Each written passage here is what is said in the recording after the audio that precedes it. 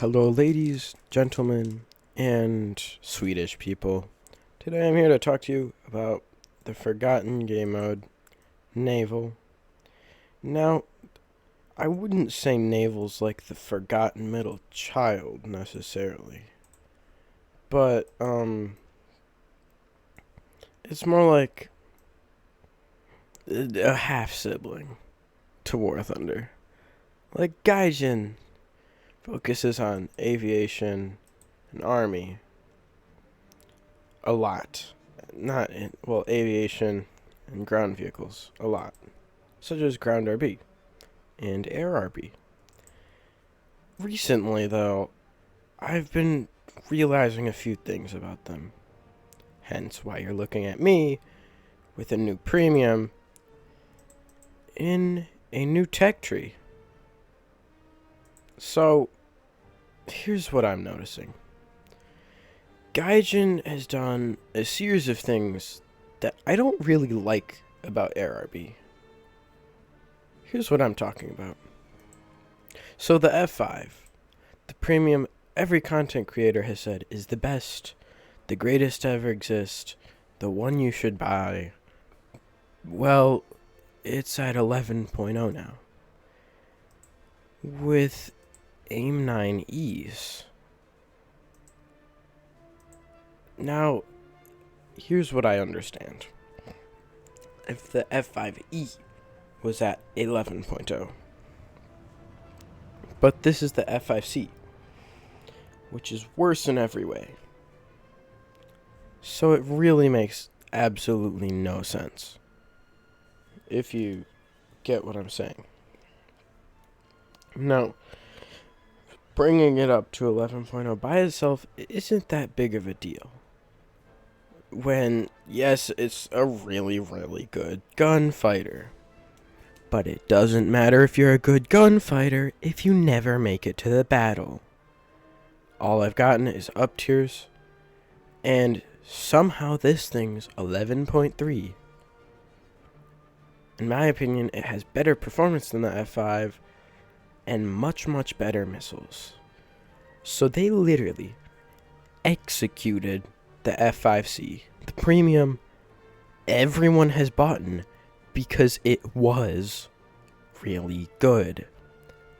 Now it faces the F4S. That is not fair. At all. Even a little. And not only that, but I've noticed it also faces the MiG-23 because it's getting up-tiered. Now, the funny thing between the relationship of the MiG-23 and the F5 is, you know how MiG-23 has this funny little radar with J-band? So the F5 can't pick that up. You can shoot an R-24R and it won't even know it's going towards them. So they systematically murdered a premium everyone has had.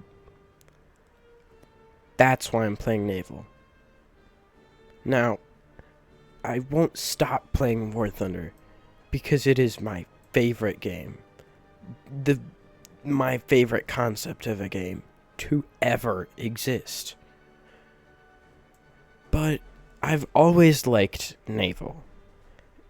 I've liked it. I've stopped playing because other game modes are better. But I've liked it. And then they murdered the F5. And now, I've come to realize something. You should play Naval. Because Gaijin doesn't touch Naval. They used to. They used to try and fix Naval. I assume they have given up. Because it's a lost cause. Because no one plays it. And that's why you should be playing it. Gaijin can't break something if they don't touch it. Let that sink in. They won't break Naval because it's dead. Why would you try and update something that's dead. Like, yes, Gaijin seems to be looking like they're gonna add submarines, but that makes things even better, because if you're playing Naval now, and then they add submarines, you can easily get submarines. Yes, that's a pretty weak argument in itself, but as I said earlier, the main reason is because Gaijin can't break something they don't touch. And so I decided to buy a Naval Premium because for some reason Gaijin decided, let's have a random premium sale. And oh my god, this thing right here, the Marat, is the second best premium I have. You want to know the best? A blatantly overpowered Swedish vehicle that's honestly impossible to balance because it doesn't have great pen. But it's not there, or it might be. It has a 1.2 second reload. Bad pen, 1.2 second reload at 3.7. And it's fast. Granted, no armor, but it's fast and a low reload. So that's blatantly overpowered. This is the second best. And it's honestly close. Because a fun thing about this Marat, if I assume you don't know, because who the hell plays Naval? But this HE shell, the one that has, because it's high explosives, then that's all it is. It has 55 kilograms of TNT. That's all it is. 55 kilograms of TNT. Well, here's a sap shell. It has not great pen, but it can still pen cruisers.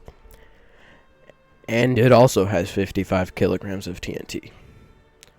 Now that's one of these small bomb-sized shells exploding inside a cruiser. So, think. A small bomb exploding in a cruiser, and if you're skilled, you will hit anywhere close to the ammo, and it's a small bomb pretty much inside the ship. And if you're firing a full salvo, there's 12 of them? 12 small bombs inside a cruiser near the ammo? That makes little ship go boom. And, well, you could say that's fun to do. Now, you might say, oh, it's 6-7. Top tier Naval's 7-0. You're gonna get up tiered every time. You will get up tiered a lot of the time. I will not lie. But when you get up tiered, it's actually not bad. It goes from being blatantly OP to not bad. Let's take a look at this pen. So, for top tier, this pen isn't the best. It's usable. It's not the greatest. You can still use it, but it's oh well, I guess. I mean, there are things where it just can't punch through the plate protecting the ammo, so that's not great. I've noticed this especially on German high BR vehicles such as the Byron and things like it.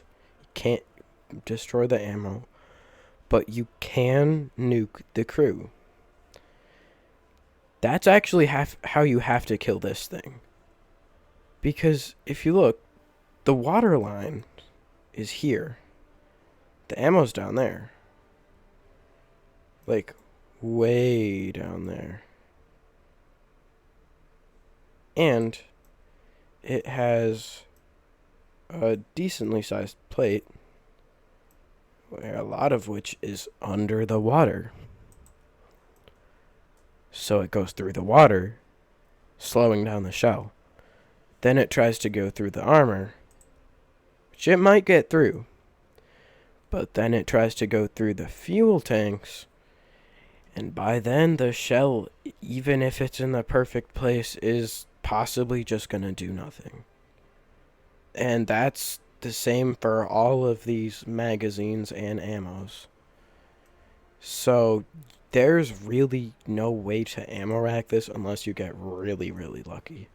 So it's actually really, really hard for things to kill you. Which you wouldn't expect from a World War One battleship facing, I don't know, whatever else it is. I don't know when they're from, but they're from sometime. Late World War One, early World War Two, maybe. Not even early, like start of, not even. But still, you're facing things that are better than you, and they have a really hard time killing you. That's when your team swoops in and kills them. Perfect. That's just great. Like, this ship is really, really good. And, fun thing, I believe with premium account, it's almost 2,000% Silver Lions. So let's look at my service record. And I have 10 million from Leo 2 throughout 800 battles. Let's look at Blue Water. Now, let's tier it by silver. Almost 1,000,000 and 18 battles. Almost 1,000,000 and 18 battles. So let's just round that up to 20 battles. Let's just say, oh, that's close enough to 20 battles. Let's round both of them up. 1,000,000 in 20 battles, which is below what I normally get. I normally get about 100k a match. To start out, I had to figure things out. But we're just going to say 1,000,000 after 20 battles. Now, just let's think. Multiply that by 10. And that's 200 battles in the Marat for 10 million. Where we saw 800 for 10 million. You see how that works? That's like a fourth of the amount of battles. Which really shows how good this thing is. Like, it's absolutely crazy. Guess what? I've only died 15 times in it, and a lot of them were backups when my team was losing in the beginning, because, like I said, did not know how to play it, and it took me time to adjust. But still, 15 deaths, 18 battles, almost 1,000,000. And that value doesn't seem right because I've gotten through, I'd say, about a third of the tech tree.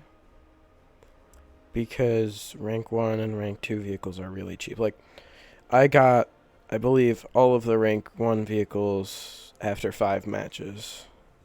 And in 2 of those matches, I died immediately because I was dumb.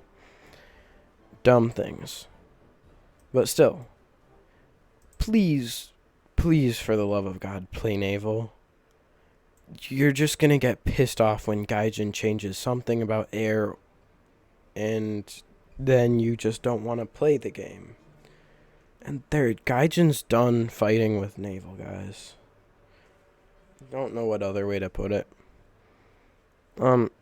I'm going to have a review for the Marat soon, and I'm going to have a video on precisely why the F5 is horse shit. Subscribe to stay ready for that.